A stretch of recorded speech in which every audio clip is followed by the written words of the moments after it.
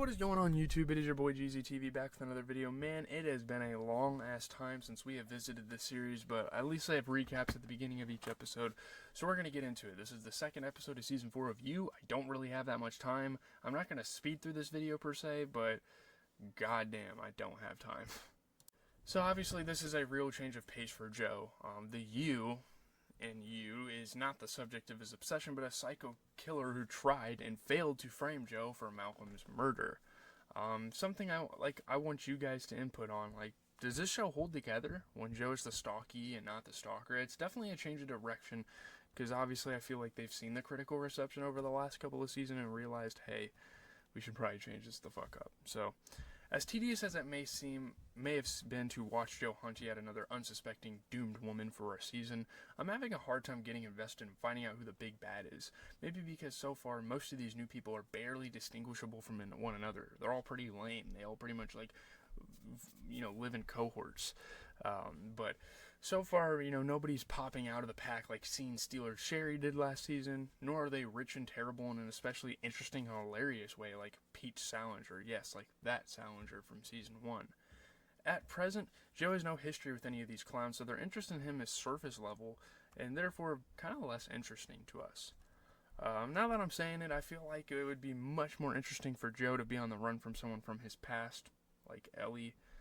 Maybe Joe's so convinced he's left his past behind him that he's ruled out his most likely possibility, and literally every person we've met in London. So Joe is so fixated on the question of who would want Malcolm dead, he neglects to ask who would want to frame Joe for murder. Maybe the person who killed Malcolm had no motive other than to hold Joe accountable for the very long list of homicides from which he has so far escaped unscathed. Obviously 2 toes and a finger. That kind of got severed. Something to consider though as we move forward. Joe is at this dinner party to celebrate Simon's art opening, and Adam's hair is just, what the fuck. This is a hairstyle this guy would have had in 2010, not the present day. What the fuck? Nothing really happens here except for, as is required by law, everyone who talks saying something conspicuously ominous or death-related to make Joe feel edgy. You steal my spotlight and I murder you, says Adam, as one does. Joe gets home to find a note under his door inviting him to a night to die for. The night in question is Simon's art opening, so it's unclear why the invitation wasn't distributed at the dinner Joe was just attending.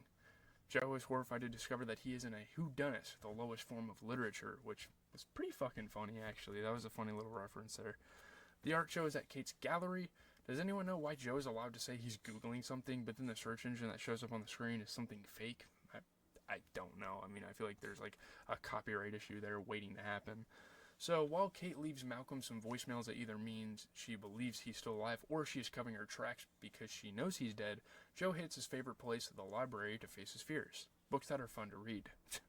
Nadia, the cool girl student, reveals that she has several other jobs because sleep is for the rich, so now we know that Joe will consider her a good person. She explains the enduring appeal of mysteries. They hide a social commentary and explain the basic rules. 1. There are no coincidences. All murders are motivated by sex, money, or revenge. 2. And the first suspect is usually the second victim, which is a pretty decent basis if you ask me for a murder mystery. Seen a couple murder mystery channels videos on my channel. Movies, fuck, I cannot talk right now. Under the flimsy glimpse of I'm working on a book about this, Joe says he's envisioning a single violent murder and a frame job. So now we got some meta commentary about how basic that is unless it's perfectly executed. Between Nadia's foreshadowing and Joe's insistence that this is a one-and-done situation, I'm curious if any of you guys were even slightly surprised by the second murder. Joe decides it's a good idea to FaceTime the hitman, who gave him very clear instruction to disappear and never contact him again. What the fuck are you doing, Joe?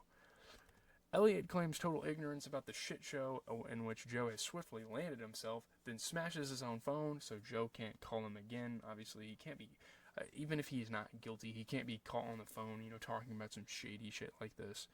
Before Joe can even process being so aggressively ghosted, a new Evanescence message comes through. The stalker knows Joe is not a real professor and that Jonathan Moore is not his real name. Joe's new quest: ID the stalker before the stalker can ID him, which is kind of a cool little dynamic there. We've never really seen this show go for something like that before. So, Joe is summoned to Lady Phoebe's place in the middle of her laser hair removal for reasons unclear. I guess to confirm that he received the invitation to the art opening. But obviously he is invited because he was at the dinner. it doesn't really hold up, and I guess we were just supposed to take from this that Phoebe's looking around for any old excuse to see Joe, who said something he cannot remember to her that made her feel completely understood, and presumably a way her ass-slapping douchey boyfriend never does. So maybe she gets stuff out of Joe that she can't get out of, her boyfriend and Adam. And obviously, speaking of Adam, he's on an investor call with a drink in his hand. It's fucking 10 a.m. What the hell? It doesn't take long for Joe to find out that Malcolm had no friends among his friends, and the only person who seemed to like him at all was Kate. Joe is sent to the gallery's gifting suite to be properly attired for the evening. I was hoping for a makeover montage, but we just get more uninspired snark from people even Joe can't bother keeping track of.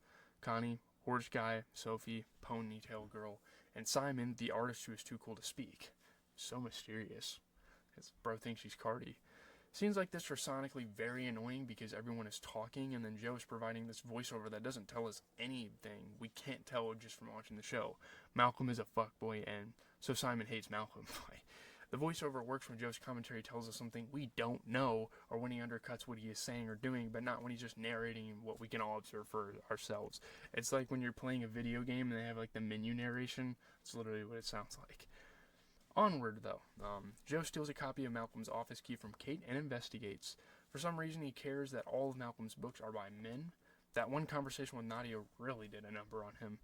Then he discovers, hidden in the base of a lamp, a stash of cash and a notebook of what Joe figures are horse bets and IOUs. Could Malcolm have died in debt to some scary people having gambled away the family fortune? Maybe. Am I at all invested in an answer to that question? Really not, honestly. We barely knew Malcolm, and he didn't seem that fucking interesting. So yeah, they didn't do a very good job of developing his character and making that interesting. So on his way out, Joe runs into Nadia. He's able to cover his breaking and entering, and she tells him that he can't have his detective just muck about for a motive. The detective, she explains, needs to be special. So Joe realizes he needs to utilize his strengths. It's time to start stalking. It also becomes clear that Nadia swings by Malcolm's office for more than just above-board office hours, if you know what I mean. So Joe speedily rolls out more of this pack of new people. Gamma barely knew Malcolm existed, and Princess Blessing is distracted by her belief that life is a simulation. Then he tracks Adam down and tells us that he's learned Sundry House is Adam's first success after a string of embarrassing failures and a high-profile DUI. Adam, Joe deduces, is a charming bully working hard to impress a dad that wrote him off years ago. He also figures out that one of the names in the horse book, Louis the Sun King, is a reference to Adam, who is a meeting Malcolm was planning to go to at 3. So Joe tells Adam to the guts of the building to find out what a secret meeting is. Adam wants to have a waiter pee on him. That's pretty much it. Joe wonders if this was a blackmail-worthy offense Malcolm was hoping to use before he got whacked. So, as Joe tries to leave without getting busted, he gets caught by Adam's body man, Vic. I think he's Adam's body man, but also he's a driver. Do we know who he works for? That's a very confusing character to me. Joe plays the Eat the Rich solidarity card, claiming he's a writer working on a book about the 1% and inequality. You could say he's writing a book to take you inside their world. Vic accepts this, keeping the cash Joe stole from Malcolm's lamp and telling him to forget this ever happened. Kind of some hush money there. So time for Simon's gallery show.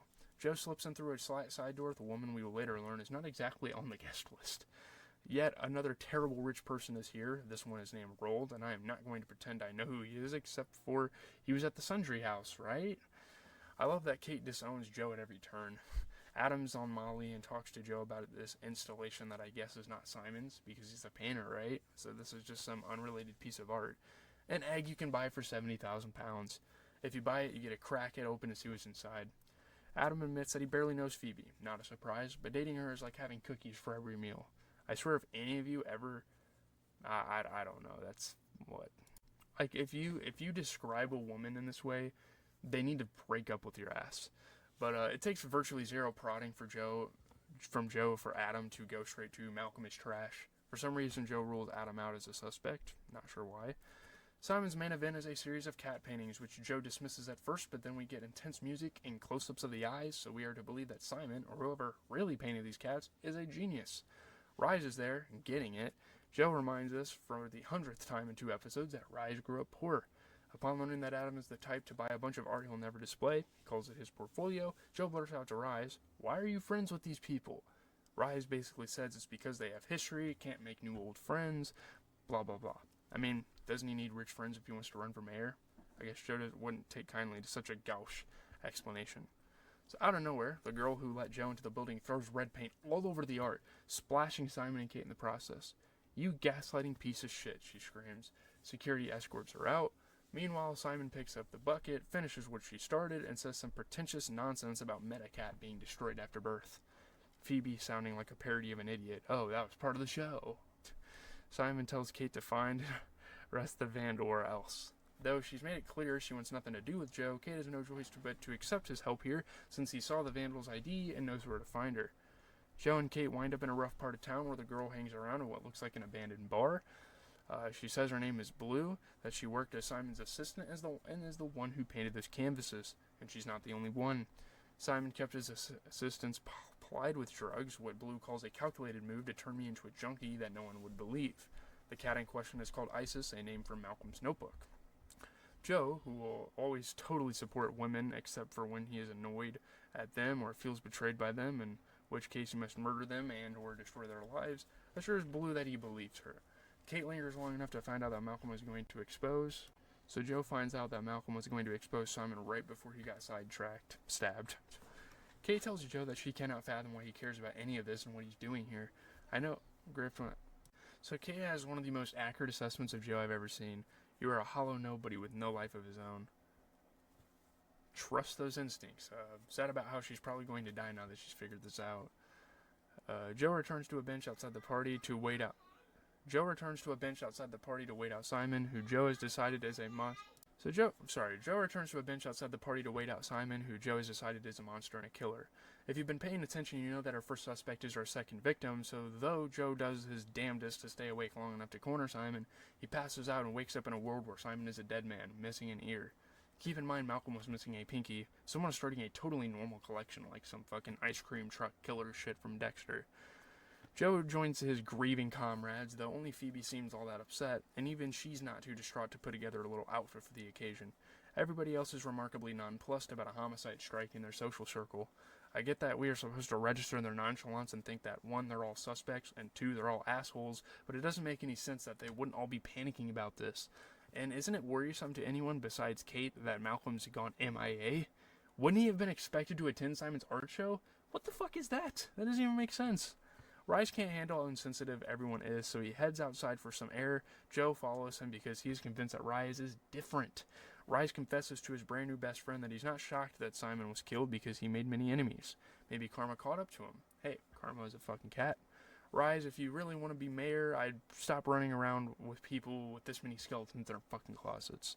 Joe sees that Kate is still leaving Malcolm messages and that she stayed in touch with Blue, sending her to rehab and encouraging her to give a statement to the police. Joe can't figure out why Kate would keep her altruism to herself. I fell in with the most insane, damaged people on earth, says Joe, and I'm thinking, you could just move, nobody even likes you. Back at the library, Nadia spots Joe. Joe finds out that Nadia calls Malcolm by his first name, they were definitely hooking up, and that Malcolm swore he'd look at her pages, which she struggled to share with anyone, and then he vanished, is dead now. Joe offers to read them instead, and she accepts, even though she considers his taste a little suspect. Her giggle is very cute. I know you were cool for a millennial, she says, and I fear for her fucking life. Joe gets home to find that a certain someone popped in while he was away and redecorated. The wall is plastered with all the stories about Joe's past, from Beck's death to the present day. There's a message on his phone. Hello, Joe. I'm out, guys. This video has been too fucking long, but, this show's really interesting. Obviously, the rich characters that they're kind of painting in this episode aren't very interesting, and some of the stuff logically just doesn't make sense in terms of the show's storyline. I gotta get going. I'm in such a fucking rush. I still gotta put these clips together. I might put a little highlights from the episode in there. Don't expect a full-fledged edited video, please. That's not what I'm bringing you. Again, this is kind of like my chill day, almost like my off day for content. So we just kind of get together, talk about, the show, which is pretty solid. Season 4 is off to, a better start than a couple of the other seasons that have occurred on this show, 2 and 3. But, yeah, it's cool. I'll catch you guys in the next one. Football content, all that stuff.